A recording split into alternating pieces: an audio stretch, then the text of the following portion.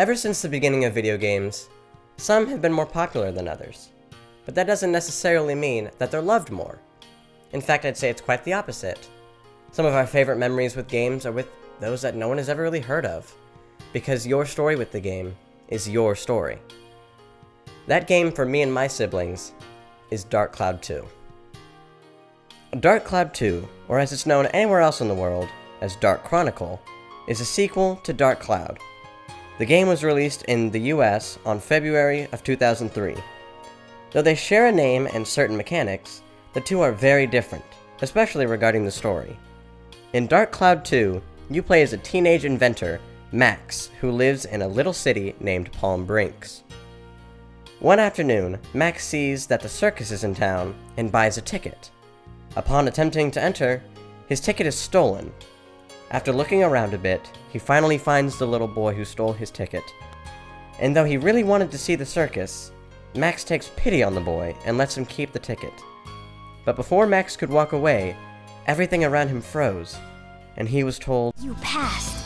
You might be able to do it. Hurry, the first door is waiting for you."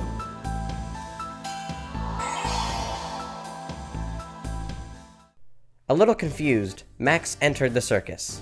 Once inside, he was amazed by the performance. And I mean, look at this elephant.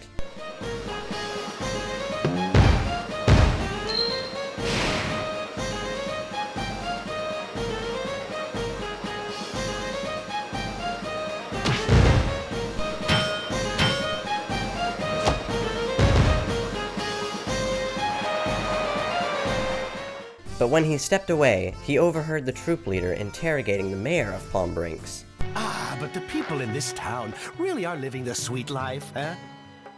Not knowing anything of the outside world, they're lost in their carefree lives. With such a pack of ninnies. Max was spotted by the troop leader, and so was the red stone he always wore around his neck.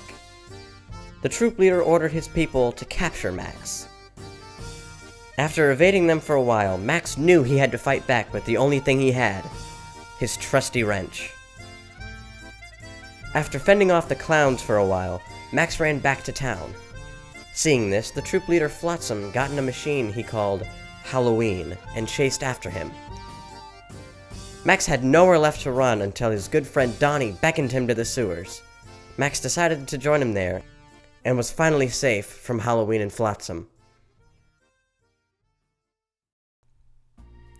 Once in the sewers called the Underground Channel, Max tells Donnie that he overheard Flotsam talking about the outside world. You see, Max's mom hasn't been present in his life. She's still alive, but his father never speaks of her. Throughout the first chapter of the game, we see Max's memories of his mother, but never her face. Not even Max remembers her face. Max believes that she is outside of the city, which has been locked up and people can't leave. In fact, this whole game is a letter written to Max's mom from his perspective. Back in the Underground Channel, Donnie tells Max that the channel does indeed lead outside of the city. Max then decides to venture through the dangerous channel, but not before Donnie gives him a gun to protect himself. And so Max's adventure begins, and so too does the incredible gameplay. The majority of this game is spent in dungeon floors. These floors are randomly generated and give the game great replayability. The way the dungeons work is very similar to Mementos in Persona 5. The things that spawn on these floors are chests that contain items, a map, and a magic crystal, among other things, fountains that can heal you, and enemies. Magic crystals show you where chests and enemies are. In order to progress, you must defeat the one enemy that has the key. The thing is, you don't know which one has the key, so it's best to kill them all. By doing that, you not only get the key, but you get money and weapon XP. More on that later. Once you get the key, you can exit the floor and move on to the next. Halfway through the first dungeon, there is a mini-boss that is an elephant that you cannot damage, and the game ends. No, of course not! Cedric comes in on a big frickin' robot and beats the crap out of it. Unfortunately, it promptly runs out of fuel, so you both have to flee. Cedric is Max's closest father figure, and owns the workshop Max works at. At this point, we are introduced to another mechanic, inventing. Max is given a camera and can now take pictures and store them in an idea book. He can take 3 objects you've taken pictures of with the camera and invent items. Most of the cool ones are for the ride pod, but you can also make things like bread, antidotes, and weapons. It's a great mechanic that gets you to appreciate the world around you. And if it seems like it'd be too hard to get the right combinations, not only does it give you a hint if you get 2 of the 3 right, but also around the world you can find recipes for inventions. Me and my siblings loved this so much, we even kept an invention book for this game. The first item you make is a fuel pack for the ride pod. Click, snap, skipow, we got it. Wait. Did Max just take a picture of his... And then we killed the elephant. After even more dungeon floors, we finally get to the last one and fight the robot that chased us at the beginning of the game. Halloween. After we finally defeat Halloween, we finally make it to the outside world, where we fought so hard and risked our lives and finally made... What? We could have just taken the train? As we're on the train, Flotsam shows up just one more time after exploding with Halloween. But he's not the only one who shows up. The red-haired boy also appears. Turns out he's a girl. And she's awesome. She saves everyone from being blown up by a clown in a suicide vest. Hold on. She saves everyone from being blown up by a clown in a suicide vest. This is a weird game. After stopping in the forest, the girl introduces herself as Monica, a woman from the future who has come back to restore the world from its destruction. Yes, you heard that right. You see, Monica has a stone resembling the one Max has, except it's blue. That allows her to travel 100 years in the past. She used it to get here and restore the future she once knew. Eventually in the forest, we get a machine called the Carpenterian, which allows for the construction of many things such as houses, fences, chimneys, and even trees, rocks, and grass. You unlock craftable items in dungeon floors by collecting an item in each floor called a geostone. You get a checklist that tells you how to restore the area, but the cool part about it is that you get to see your progress immediately. Just as Monica's stone allows her to travel to the past, Max's allows travel to the future. So as you complete restoration, you can see exactly what it did to the future. The feeling of immediately seeing your progress is so rewarding, but what feels even more rewarding is the combat. Holy crap, I love the combat in this game. Not only do you get to play as Max with a wrench and a gun, but now Monica's playable with her sword and magic. Each enemy has typing, strengths, and weaknesses.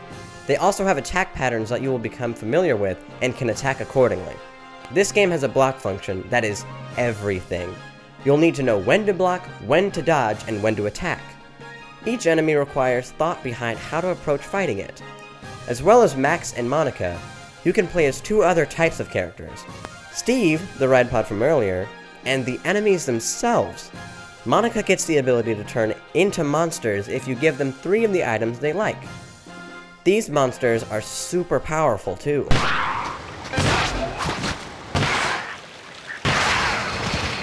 Okay, so they're kinda bad, but if you take the time to level them up, they can actually be fairly decent.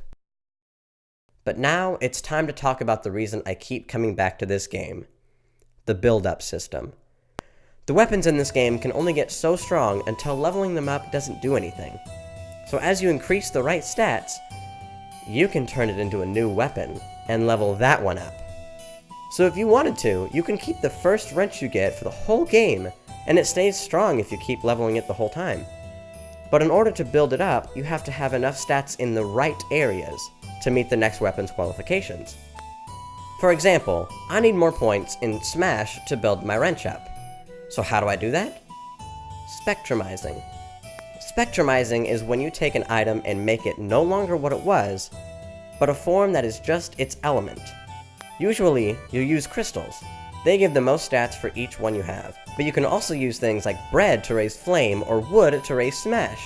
To raise a weapon's stats, you need to level the weapon up by defeating enemies.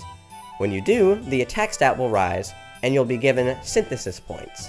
For each synthesis point, you can combine a spectrumized item with the weapon, thereby raising the stat dictated by the item. Then, when the correct stats are high enough, you can build up the weapon to the next one. But you don't have to only raise what it tells you. You can raise the attack stat, which improves overall damage. If you have a weapon that's fragile, you can raise the durability. If it sucks against fish, you can raise the scale stat. They're completely customizable. But enough about killing things. Let's talk about the characters. This game does an incredible job at making you care about people. Each area has its own story about the people who live there. For example, in the forest you meet these guys called Furbits. They're looking for this woman they met named Holly.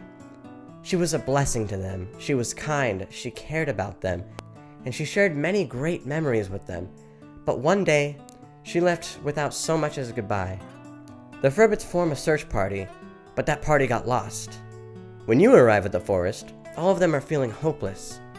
But you find the other Furbits, and you set out looking for Holly while you restore the forest. You care for the Furbits, and you want to find Holly to make them happy. This happens time and time again throughout the game. They even make you care for the villains. The person who killed Monica's dad, the main antagonist of the whole game. But for spoiler purposes, I can't tell you why. Regardless, this game's story is phenomenal. And so is the soundtrack. This game's score, written by Tomohito Nishihura, is one of the best I've ever heard. Is that because of nostalgia? Probably. But I don't care. It is so good. Everything from the underground channel to Gundorata Workshop